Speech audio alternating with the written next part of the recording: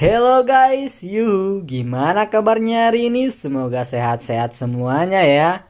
Oke guys, jadi Mimin mau lanjutin video sebelumnya, film Donghua series Martial Master. Nah, buat kalian yang belum nonton video sebelumnya, linknya ada di deskripsi ya guys. Buat kalian juga yang belum subscribe, bisa di subscribe dulu ya guys, karena subscribe itu gratis. Makasih juga buat kalian-kalian yang udah subscribe dan dukung terus channel ini. Semoga channel ini bisa terus berkembang dan berkarya selalu tentunya. Nah, tanpa berbasa-basi lagi, langsung aja kita ke alur ceritanya. Sikat!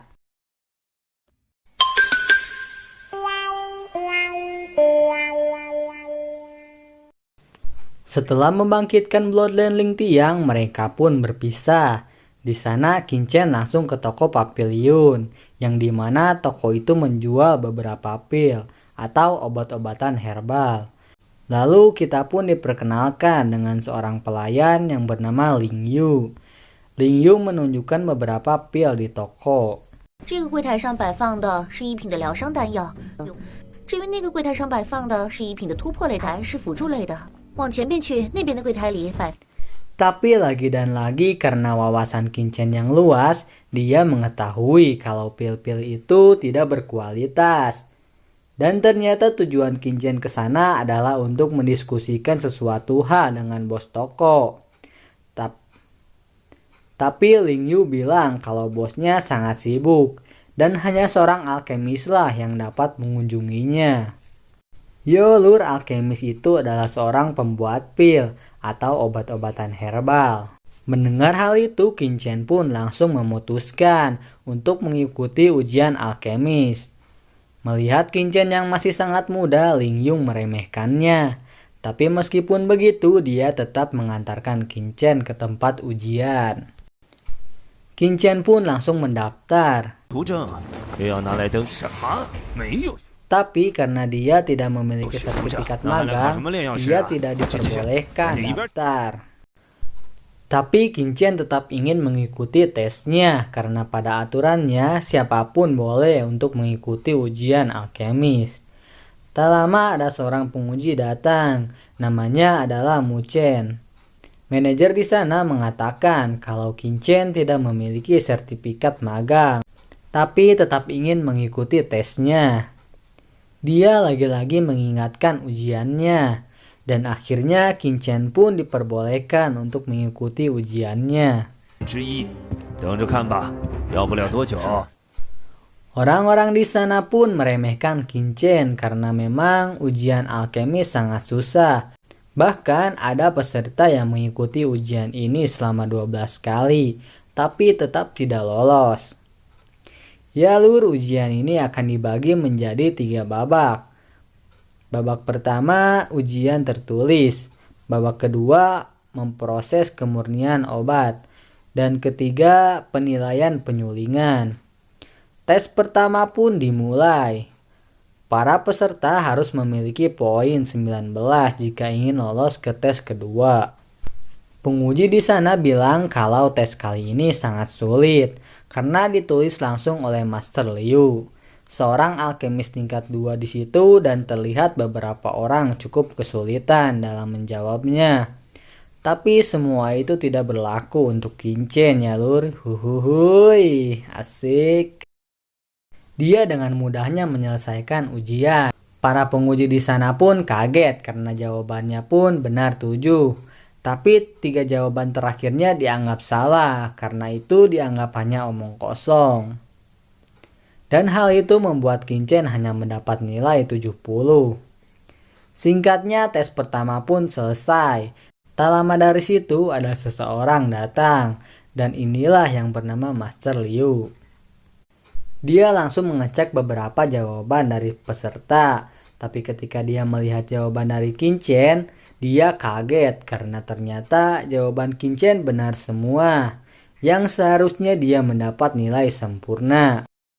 Di sana penguji juga mengatakan mungkin Qingchen sudah pergi karena memang dia sudah menyuruh seseorang untuk mengumumkan hasil tesnya. Karena para penguji sotoy, Master Liu sangat murka. Dan di luar terlihat orang yang bernama Wang Jun mengumumkan hasil tesnya. Ya, yang lulus adalah Lin Yuan, Sun Yuan, Shou Jing, Zhou Tan, dan Wang An. Nilai mereka 90 semua. Mendengar namanya tidak disebutkan, Qin Chen protes. Wang Jun mengatakan kalau nilai Qin Chen kurang dari 90. Sangat untung Master Liu datang dan mengatakan kalau Qin Chen mendapat nilai sempurna. Dengan hal itu, yang lolos ke tes kedua adalah 6 orang. Dan mereka pun langsung mengikuti tes kedua, yaitu memurnikan obat. Dan mereka disuruh untuk mengendalikan kekuatan apinya. Terlihat di sana para peserta langsung pesimis karena tes itu sangat sulit. Satu persatu peserta gagal dalam tes itu.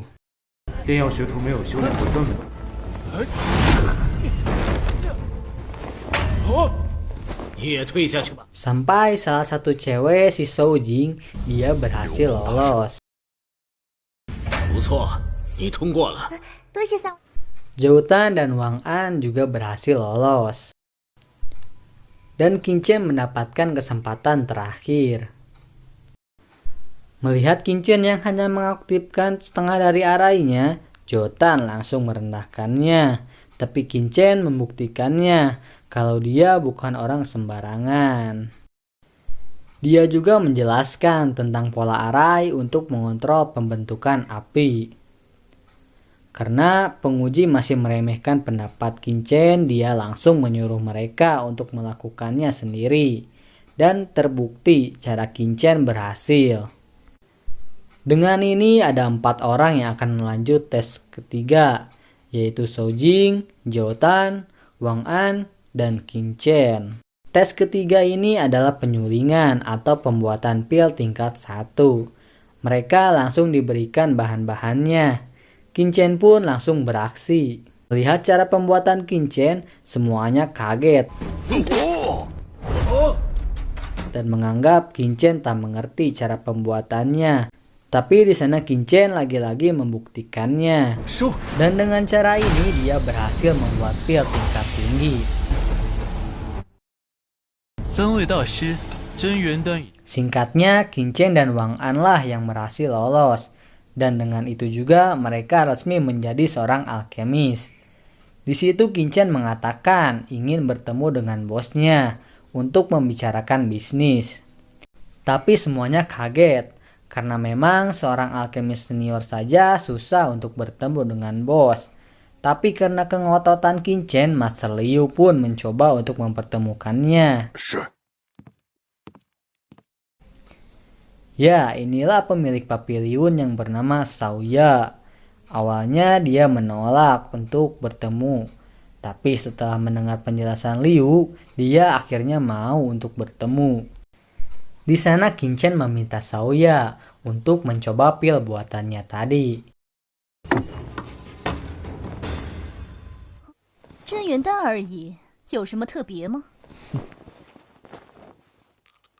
Setelah mencobanya, Xiaoya sempat kaget karena efek dari pil itu benar-benar sangat beda dari pil yang mereka jual. Qin Chen menjelaskan kalau dia hanya mengubah pemurniannya saja. Para penguji juga mencobanya dan beranggapan kalau pil ini akan laris di pasaran. Di sana Qin Chen juga berniat untuk memberikan resep pil kuno tingkat atas, yang dimana harga bahan-bahannya lebih murah daripada yang ada di pasaran. Dan tentunya efeknya 2 kali lipat lebih dari pil yang biasa. Xiaoya yang melihat resep itu beranggapan bukan hanya keuntungan yang mereka dapat, tapi juga 5 negara barat laut akan terkejut. Mereka pun akhirnya sepakat dan Qin Chen meminta Xiaoya untuk menyempurnakan beberapa pil yang dia butuhkan. Setelah itu Xiaoya menyuruh para penguji untuk mengumpulkan bahan-bahannya dan menyuruh untuk mencari tahu asal-usul Qin Chen. Kemudian Xiaoya membuat pil dengan resep yang diberikan Qin Chen tadi. Dia hanya butuh waktu 15 menit dan efeknya juga maksimal. Tak lama Master Liu datang dan mengabarkan tentang latar belakang Qin Chen. Di sana Xiaoya beranggapan kalau ada orang lain di belakang Qin karena cukup aneh pria berusia 16 tahun bisa memiliki resep pil kuno. Di tempat lain Qin sudah kembali ke rumahnya dan terlihat juga di sana ada penjaga kota yang sedang memperbaiki rumahnya yang rusak karena kedatangan pembunuh bayaran kemarin. Sesuai perkataannya kemarin, Qin membuatkan obat untuk menyembuhkan meridian di tubuh Julie.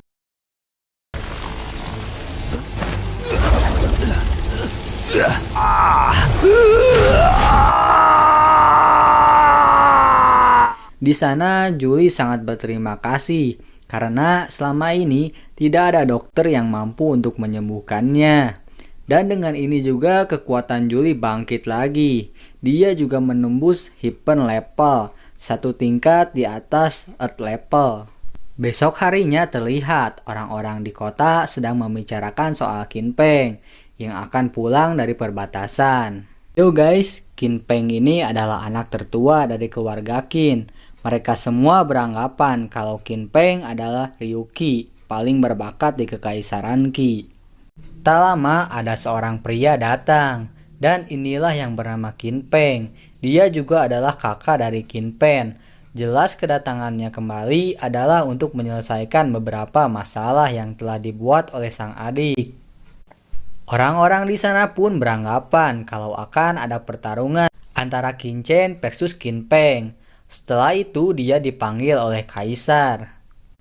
Ternyata kaisar mau memberikannya hadiah untuk mengikuti pembaptisan di Blood Spiritual dan mengikuti turnamen 5 negara. Karena memang Qin Peng sudah berpartisipasi dan berhasil mengalahkan kerajaan Dawei.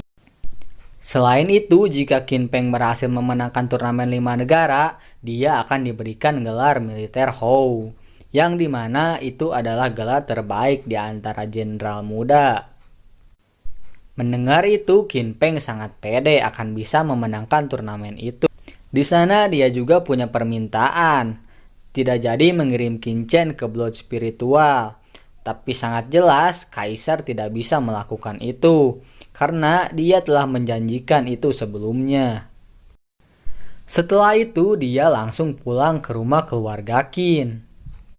Dan jelas di situ sang adik langsung meminta untuk dia membalaskan dendamnya. Setelah melihat kondisi Qin Peng, dia berniat untuk membunuh Qin.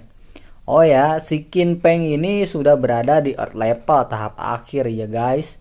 Dan kita akan melanjutkannya di part selanjutnya ya guys.